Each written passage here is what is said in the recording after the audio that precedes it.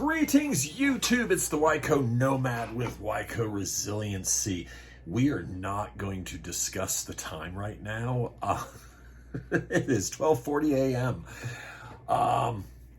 Yes, I am a night person, not by choice, by career. No, by a job. It's not a career. But I thought I would actually do a little recording right now. So this is part 2 to the mutual assistance group video that I did, and this one I think is kind of the second level of mutual assistance groups and doing all that good stuff with them. And yes, I'm working on the computer in the background here. That's just one of those things. I have my notes up. We're not going to do the split screen thing this time. I don't think that really turned out that well, but we'll work on it. So you're setting up your mutual assistance group, your tribe, your mag, however you want to put it. What should be the next step? And this is kind of right up there with step 1. And along with step 1, I would lean more toward, yes, I'm moving things around right there. I think that's a little better right there. The light will get it better. Sorry. And that is SOPs, standard operating procedures. You need to have them. I mean, we could go down the line of the military has standard operating procedures from anything from building a latrine to convoys to comms to survival. I'm lucky enough to have one of the original United States Army's the field manual for survival. When you open it and flip it to page 1, it says "Call the Marines." Easy there, grunts. Easy. I just thought I saw that and I absolutely loved it. Yes. We'll leave that at that. But operating SOPs, they are needed. And the one thing that the Wyco Mag started with was base minimum. You have to have basics, bare minimums for someone to come into your mag. You really should. It sets a standards, it sets a precedence, it sets up a system where your members know what to expect. I'm not going to go into the full details of everything that our mag requires. That's OPSEC. And even that should fall into part of your SOPs. One problem we have is, not we, but I've seen with other mutual assistance groups, is there's an old saying, loose lips sink ships. And something to keep in mind with that is social media.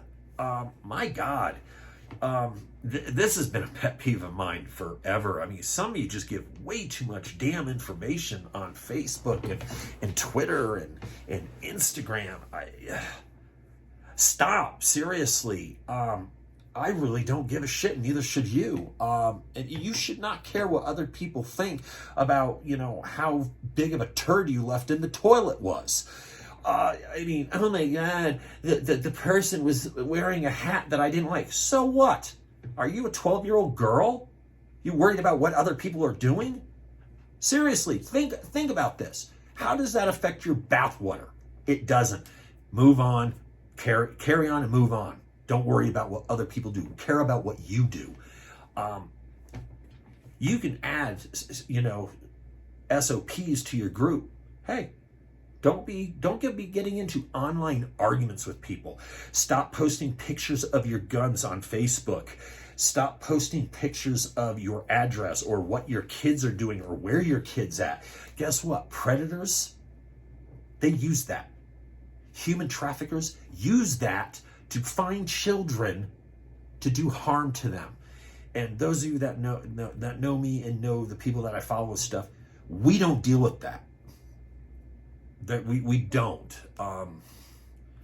There are specific things written on how to handle people that harm children. I'll get off my soapbox before YouTube bans me. I don't want to have the channel banned before I even have an audience. And I'm up to 150 subscribers. Thank you. Maybe we can hit 175 eventually. I mean, I would love to hit 1,000 subscribers before the end of the year. That would be unbelievable to me. And I know I've been a little off on the days on getting stuff out, so I'm going to get this one out probably early this week. Well, not early. It's already going to be Wednesday tomorrow. Wow. I had a couple videos filmed, but I went down the rabbit hole way too much, so I backed off on them. But let's go back to the SOPs, keep this a little more focused. So have something about posting stuff on Facebook. That's a big one. And have it right from the start, and then have consequences. Don't just say, we don't do this. You have to have legitimate consequences. What will it lead to? Will you be basically, I'm trying to find the right term. Rebuked pops to mind. Will you be spoken to by two of the members in the group, and in the mouths of 2 or 3, let something be established? I do believe in that. So something such as that. Basically, with your standard operating procedures, one thing that we have with ours is the base minimums for new members. It's not classified. I don't know, it sounds crazy. Classification is none. It's not directed to only members. This is for people looking into getting with us. We let a lot of this stuff is known. And this is a base minimum SOP that prescribes guidance and assigns responsibilities and requirements for anyone looking to join YCO Mag. Yes, I read that. Haha, I did not remember that. I should. This SOP applies to all elements of the YCO Mutual Assistance Group. Okay. That's basically how we started. And yes, I use a formulation based off of the military SOPs and stuff like that. And something such as all members are required to have 1 year of food verifiable. It could be you need to have a month's worth, 3 months worth verifiable. This stuff has to be verifiable. Could be something, water storage of 5 gallons per person per day stored away. This is going to be really difficult for most. If someone is actively working on an ICB tote type system, or they have Berkey water filters, they have 5-gallon jugs stored up, stuff like that, they have to be, and yes, I said 5 gallons of water per person per day. There's a reason for that, and stay tuned and watch for the water video coming up. And that's bare minimums of 5 gallons a day. This 1 gallon a day is BS. Don't follow it. That's just for drinking. You don't want to be stinky butt guy or stinky butt girl. You want to have 5 gallons of water per day for cooking, cleaning. Hygiene is very important because, you got to wash your pits and your reproductive parts. We're going to stay away from funny terms. Ham radio. Does everyone have to have a general, or does everyone have to have an extra?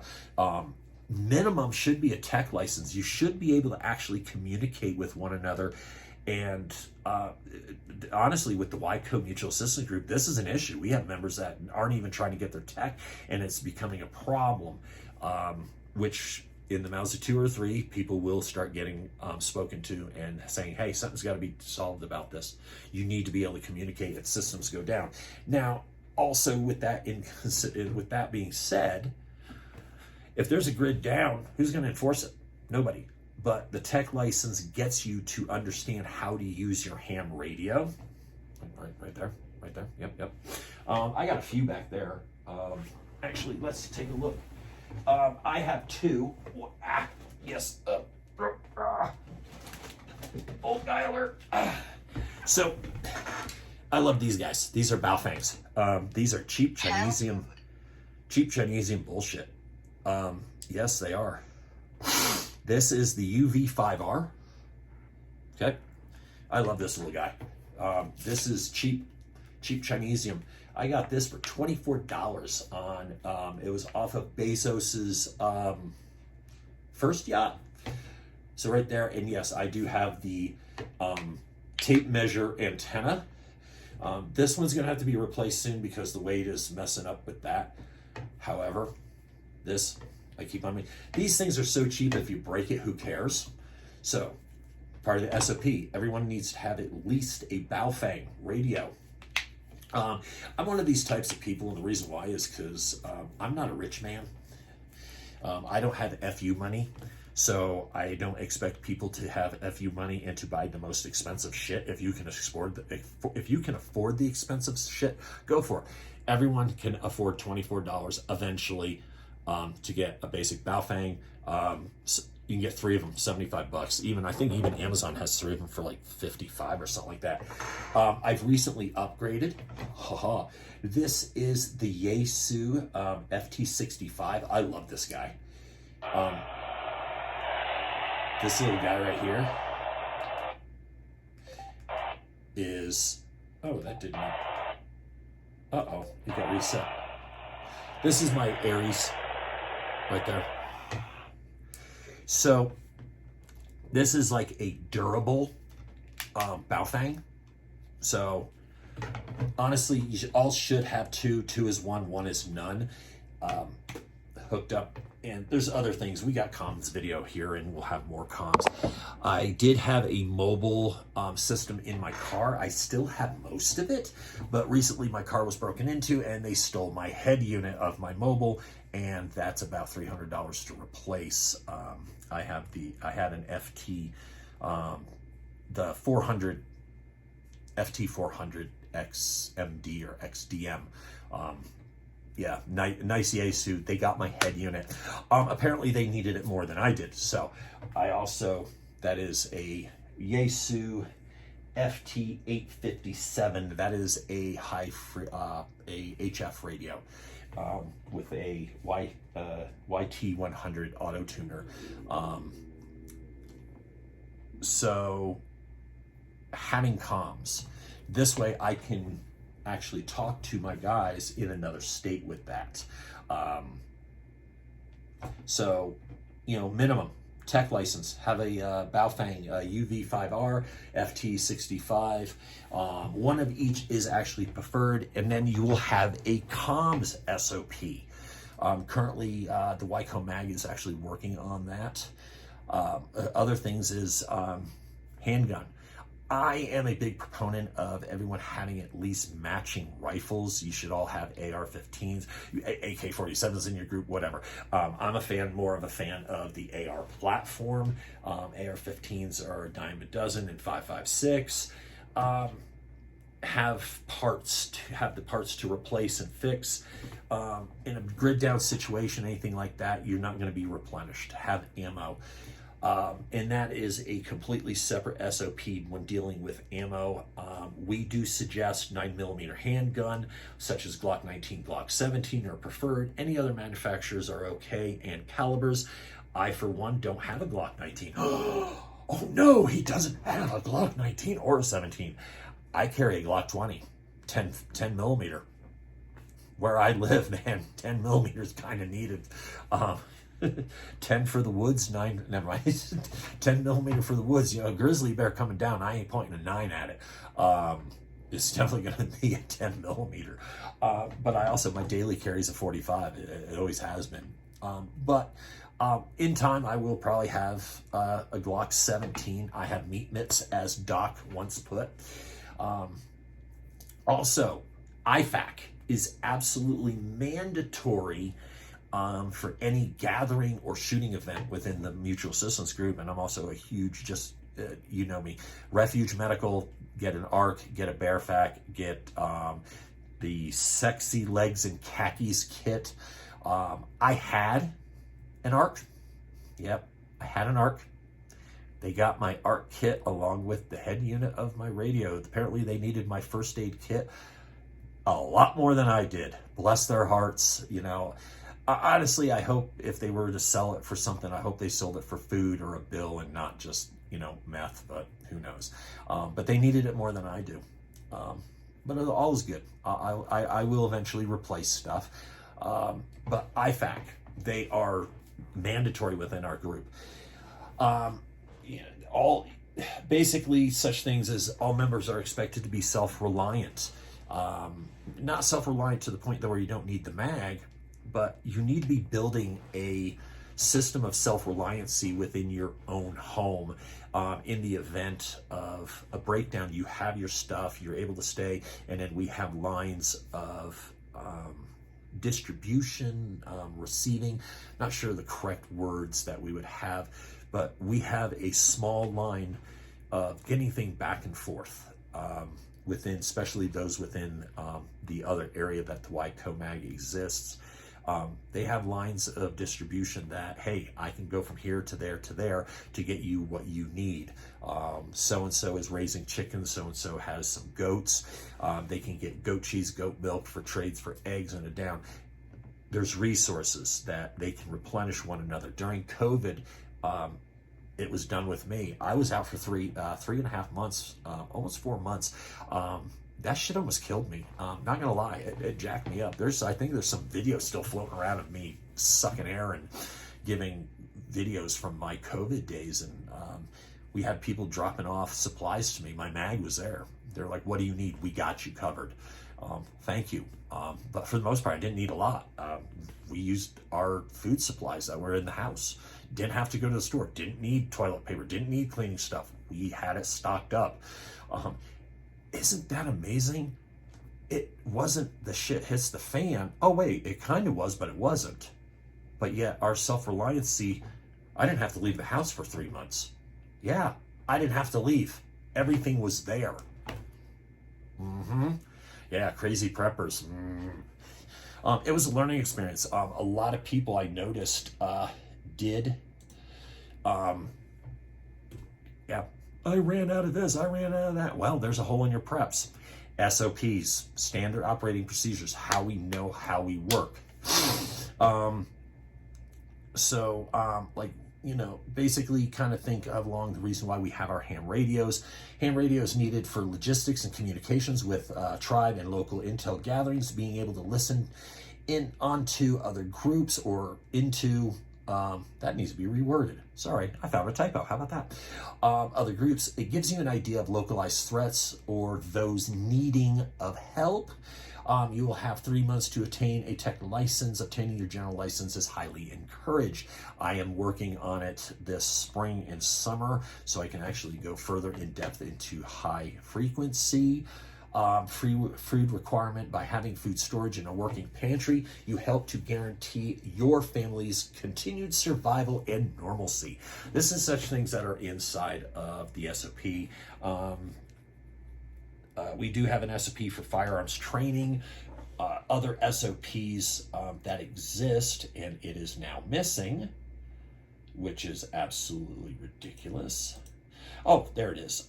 We have the SOP for basic framework of comms, and that I will not share with you because that is definitely OPSEC.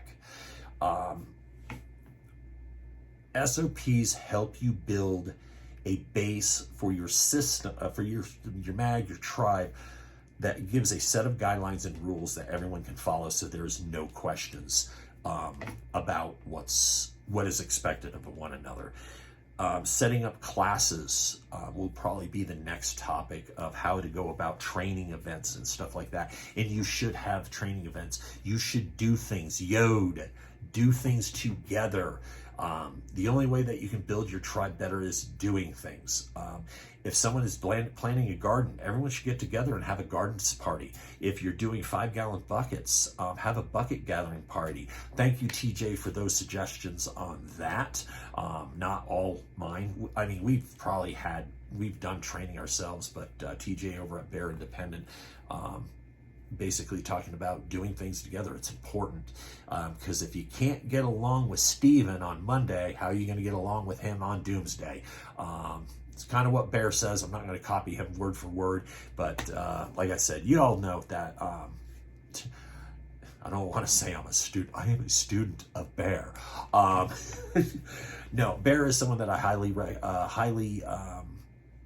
respect, along with John Willis, Jack Spirko with the Survival Podcast. These are people, asymmetric preparedness. Yes, my little tiny page, my little tiny channel is going to do a shout out to someone bigger than me. If you guys aren't listening to Asymmetric Preparedness, check him out. He's a good guy. He's awesome. Much like me, the longer you listen, the better it gets. Hopefully I am getting better, but with that, I'm going to put a bow on this and then let y'all go because we're at 20 minutes. I'm trying to keep them short. But with that, y'all have a wonderful rest of the week. Watch your sixes always, and peace and love. Take care, everybody. Watch your six. I'm the Wyco Nomad with Wyco Resiliency. Oh, and as always, like, share, subscribe, hit the notification bell, notification bell. Help my channel grow. I'm asking you. Once again, it's that time. I am asking for, oh no, sorry, that was someone else. That's political time. But please like, share, subscribe, all that good stuff. Help me grow the channel. And as always, watch your six, everybody. I'm out. Good night.